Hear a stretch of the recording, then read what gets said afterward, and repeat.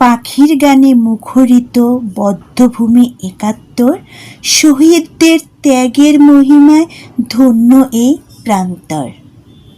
শ্রীমঙ্গলের বদ্ধভূমি ১৯৭১ মহান মুক্তিযুদ্ধের এক নির্মম ইতিহাসের সাক্ষী।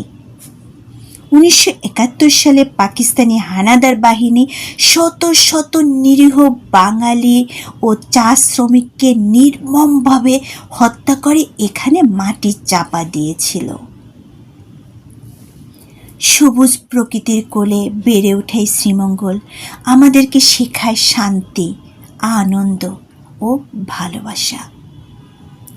শ্রীমঙ্গলের সৌন্দর্য কেবলমাত্র চোখে নয়, হৃদয়ের মধ্যেও আলাদা একটা জায়গা করে নেয়, যেখানে শুধুই ভালোবাসার ছোঁয়া পাওয়া যায়, ভালোবাসার শান্তি পাওয়া যায়। এখানে বসে মনে হচ্ছে জীবনের সব অশান্তিগুলো ঝরে ঝরে পড়ে যাচ্ছে, থেকে যাচ্ছে শুধু শান্তির এক অনন্য ঠিকানা।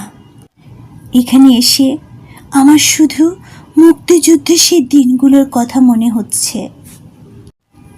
পার্কের মাঝখানে মাথা উঁচু করে দাঁড়িয়ে আছে মুক্তিযুদ্ধের শহীদদের স্মরণে নির্মিত এই স্মৃতিস্তম্ভ। এটা দেখে আমার দেশপ্রেম যেন আরও বহুগুণ বেড়ে গেল। I love Bangladesh.